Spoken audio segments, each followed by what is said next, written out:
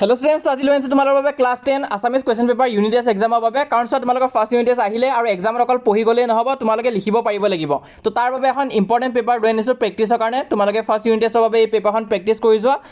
আৰু বাকীবিলাক চেনেলৰ দৰে অকল পেপাৰে নহয় আমাৰ চেনেলটো তোমালোকে সলিউশ্যনো পাবলৈ গৈ আছা য'ত আমি এই পেপাৰখনৰ 1 মাৰ্কৰ কুৱেশ্যনখিনিৰ সলিউশ্যন আদিও দি দিম তো গোটেইখিনি আজি এই ভিডিঅ'টো মই ডিছকাছ কৰি আছোঁ তোমালোকে ভিডিঅ'টো সম্পূৰ্ণ চাবা তাৰ উপৰি ইংলিছ আৰু ছ'চিয়েলৰ বাবে আমি অলৰেডি এনেকুৱা নিচিনা ভিডিঅ' দি থৈ দিছোঁ য'ত আমি ফুল সলিউশ্যন কৰি থৈ দিছোঁ তোমালোকে চোৱা নাই যদি চাবা চেনেলটোৰ নাম হৈছে দ্য আয়ন ষ্টুডিঅ'ছ তোমালোকে মনত ৰাখিবা কাৰণ আমি একদম ক্লাছ 10 আৰু ক্লাছ 9ৰ বাবে যিমান পাৰোঁ সহায় কৰি যাওঁ তো চোৱা ইংলিছ আৰু ছ'চিয়েলৰ পেপাৰ অলৰেডি দিয়া হৈছে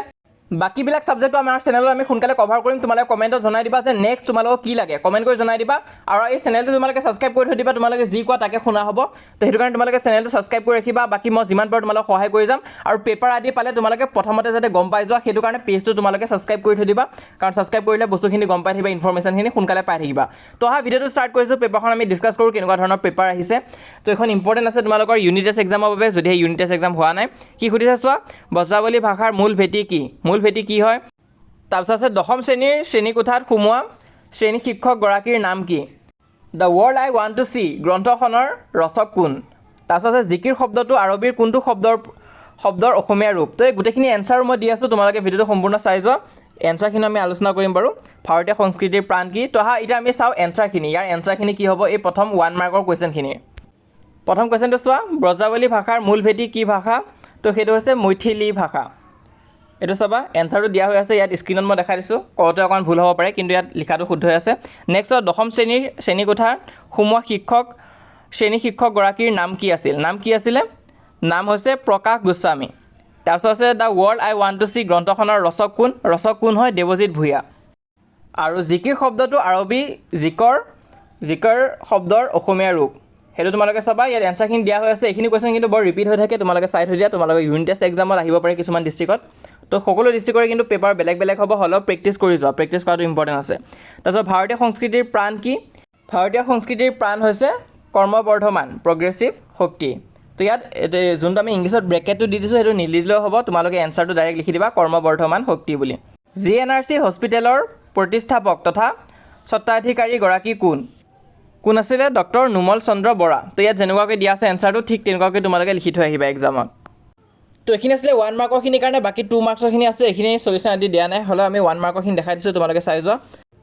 2 মাৰ্কছৰ এনচাৰ তোমালোকে নিজৰ মতে লিখিব পাৰা কাৰণ চবৰে এনচাৰ বেলেগ হ'ব এটা নিৰ্দিষ্ট এনচাৰ দিলে সেইটো শুদ্ধ নহ'ব কিন্তু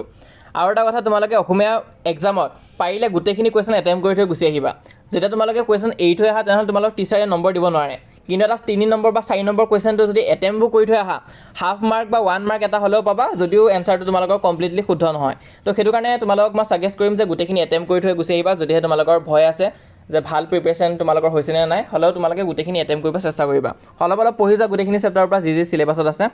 আৰু এটা খুবেই ইম্পৰ্টেণ্ট কথা তোমালোকে কমেণ্টত জনাই দিবা যে তোমালোকৰ অসমীয়া এক্সাম কেতিয়া আছে তো কিছুমানৰ অকণমান দেৰিকৈ আছে কিছুমানৰ আকৌ একিনতে আছে তো তোমালোকে জনাই দিবা তোমালোকৰ অসমীয়া পৰীক্ষা কেতিয়া আছে তো ভিডিঅ'টো কণ্টিনিউ কৰিছোঁ নেক্সট তোমালোকে চাই যোৱা ইয়াত কিন্তু 1 নম্বৰ প্ৰশ্ন আকৌ আছে তোমালোকে যদি চোৱা খ বিভাগত যদি চোৱা ইয়াত কি আছে অম্বিকাগিৰি ৰায়চৌধুৰীক কি আখ্যা দিয়া হৈছিলে তো কি আখ্যা দিয়া হৈছিলে ইয়াত আমি উত্তৰখিনি দি দিছোঁ তেওঁক অসম কেশৰীৰ আখ্যা দিয়া হৈছিলে সেইটো তোমালোকে চাবা তাৰোপৰি বাকী দুটা কুৱেশ্যনৰ ইয়াত এনচাৰটো দিয়া হৈ আছে তোমালোকে চাই যোৱা কিবা ডাউট বা কনফিউজন থাকিলে মোক কমেণ্ট বক্সত সুধিবা যদিহে কিবা ভুল আদি পোৱা তোমালোকে মই শুদ্ধ কৰাই দিম কমেণ্ট বক্সত লগতে কমেণ্ট বক্সত আমাৰ হোৱাটছএপ চেনেলৰ লিংকটো দিয়া থাকিব তোমালোকে ক্লিক কৰিবা আমাৰ হোৱাটছএপ পেজটো ফ'ল' কৰি ৰাখিবা তাত কিন্তু সকলোবোৰ আপডেট পাই থাকিবা 7,000কৈ অধিক ষ্টুডেণ্টছে জইন কৰিছে তোমালোকে হোৱাটছএপত জইন নকৰাকৈ নাথাকিবা হোৱাটছএপ চেনেলটো কমপ্লিটলি ফ্ৰী হয় লিংকটো পিন কমেণ্টত দিয়া আছে বাকী পেপাৰখন তোমালোকে চাই যোৱা আমি দিয়ে দিছোঁ গোটেইখিনি কিবা ডাউট বা কনফিউজন হ'লে মোক কমেণ্ট বক্সত জনাবা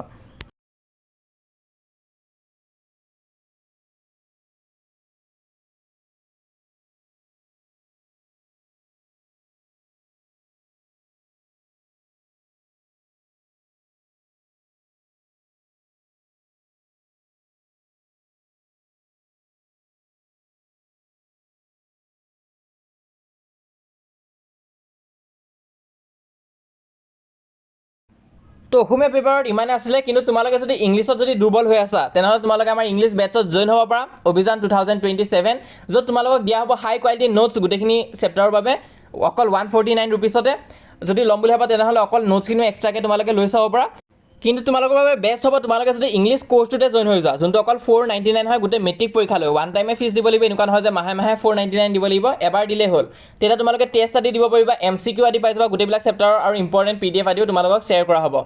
আৰু এতিয়া যিহেতু এক্সাম চলি আছে, তো ইংলিছৰ উপৰিও মই অসমীয়া SST আদিৰ PDFও তোমালোকে কিন্তু আমাৰ বেটছতে পাই যাবাগৈ। তো এনেই আমি মেইনলি ইংলিছ ছাবজেক্টটো কমপ্লিট কৰিম, গোটেই চিলেবাছটো তোমালোকক কমপ্লিট কৰাই দিয়া হ'ব মেট্ৰিকৰ বাবে। কিন্তু তাৰ উপৰি আদাৰ হেল্প আদিও মই দি থাকিম কিন্তু PDF আদি। তো তোমালোকে ইংলিছ কৰ্চত জইন হ'লে এই ওপৰ নম্বৰটোত কণ্টেক্ট কৰি চাবা, আৰু ছ'চিয়েল কৰ্চত জইন হ'লে এই তলৰ নম্বৰটোত তোমালোকে কণ্টেক্ট কৰি চাব পাৰা। আমি দুটা কৰ্চে প্ৰভাইড কৰোঁ, ইংলিছ আৰু ছ'চিয়েল। কাৰণ যোৱা বছৰ দেখা গৈছে এই দুটা বিষয়তে কিন্তু ষ্টুডেণ্টছৰ বেছিকৈ বেয়া হৈছে পৰীক্ষা। তো এইবাৰ যাতে বেয়া নহয়, তো তোমালোকে কণ্টেক্ট কৰি চাব পাৰা। কিন্তু অকণমান এইকেইদিন মই বিজিও আছোঁ, সেইবাবে তোমালোকে এই নম্বৰটো কণ্টেক্ট কৰিবা, যোনটো স্ক্ৰীণত তোমালোকে দেখিবলৈ পাইছা। সেই নম্বৰটো কণ্টেক্ট কৰি চাবা, সোনকালে তোমালোকক ৰেছপঞ্চ দি দিব যদিহে আমাৰ ষ্টাফ কেইজন অফলাইন থাকে, বা ময়ো এইকেইদিন অকণমান বিজি আছিলোঁ কাৰণে কামৰ বাবে অফ থাকিব পাৰোঁ। সেইটো কাৰণে তোমালোকে এই নম্বৰটো কণ্টেক্ট কৰি চাবা। বাকী তোমালোকে আমাৰ হোৱাটছআপ চেনেলত জইন কৰা, হোৱাটছআপ চেনেল কমপ্লিটলি ফ্ৰী হয়, তাত মই ফ্ৰীতে সহায় আদি কৰি যাম তোমালোকক। তো পৰীক্ষা আহিলে এতিয়া চিৰিয়াছ হোৱা টাইম আহি গৈছে, চেনেলটো ছাবস্ক্ৰাইব কৰি থৈ দিবা, হোৱাটছআপতো জইন কৰা, লিংকটো পিন কমেণ্টত দিয়া আছে। আৰু আমাৰ এই চেনেলটো ছাবস্ক্ৰাইব কৰি থ'ব নাপাহৰিবা, নহ'লে কিন্তু ভিডিঅ'বোৰ আহি থাকিলে গম নাপাবা।